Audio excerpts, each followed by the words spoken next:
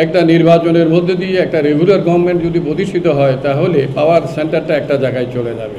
এটি বিএনপির একার বিষয় না, গোটা জাতির প্রত্যাশার বিষয়। দেশ একটি গণতন্ত্রের পথে হাঁটবে।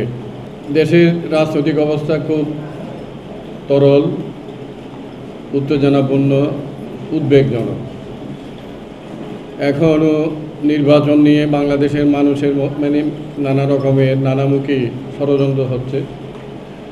বিভিন্ন অযৌক্তিক দাবি নিয়ে নির্বাচনকে বিলম্বিত করার জন্য কোনো মহল থেকে দাবি তোলা হচ্ছে।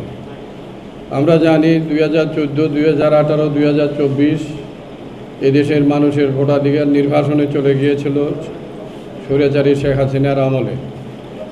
মানুষের এই যে 2024-এর যে গণ অভ্যুত্থান হয়েছে, সেই জন অভ্যুত্থানের মূল আকাঙ্ক্ষা কী ছিল? দুইটি।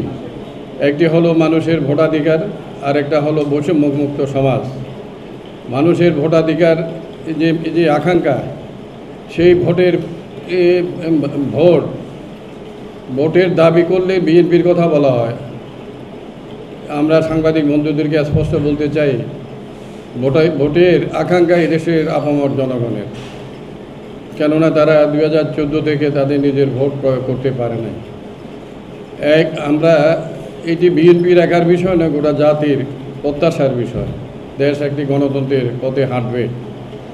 আর একটা বিষয়, আমরা বাংলাদেশের কমিউনিস্ট পার্টি সোহরাওয়ার্দী উদ্যানে আমাদের মহাসমাবেশে জানুয়ারি মাসের 3 তারিখ বলেছিলাম অতি সত্বর দরকার নির্বাচিত সরকার। এখন আমরা দেখছি দেশে আইনের শাসন নাই, দেশি বিদেশি বিনিয়োগ হচ্ছে না, দেশে আইনের শাসন নাই, আইনের শাসন প্রতিষ্ঠিত হয় নাই, মব সন্ত্রাস চলছে এখনও, সেটা আমরা দেখছি। এবং সাংবাদিক ভাইয়েরা, আজকে তাই এর থেকে দেশকে যদি মুক্ত করতে হয়, অবিলম্বে নির্বাচনের কোনো বিকল্প নাই। কারণ পাওয়ার সেন্টার এখন বহু, পাওয়ার এনজয় করতেছে জামাত, পাওয়ার এনজয় করতেছে এনসিপি, পাওয়ার এনজয় করতেছে বর্তমান অন্তর্বর্তীকালীন সরকার, পাওয়ার এনজয় করতেছে বিএনপি।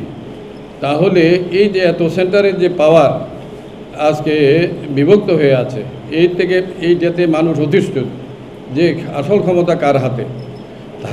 তাই একটা নির্বাচনের মধ্যে দিয়ে একটা রেগুলার গভর্নমেন্ট যদি প্রতিষ্ঠিত হয় তাহলে পাওয়ার সেন্টারটা একটা জায়গায় চলে যাবে। এই কারণে বহু যারা এখন পাওয়ার এনজয় করতেছে, তারা নির্বাচনটা ফেব্রুয়ারি মাসের মধ্যে বা অতি সত্বর হোক এটা চায় না। আমরা জানুয়ারি মাসে বলছিলাম যে অতি সত্বর দরকার নির্বাচিত সরকার, এইটি স্লোগান দিয়ে আমরা বলেছিলাম। আজকে সবাই সেটা বলছে। আমরা মনে করি যে নির্বাচন মধ্য দিয়ে একটা রেগুলার গভর্নমেন্ট দেশে না আসলে, যেই আসুক মানুষের ভোটে আসুক, না আসলে দেশের এই নৈরাজ্য থেকে দেশ মুক্ত হবে না এবং হতে পারে না।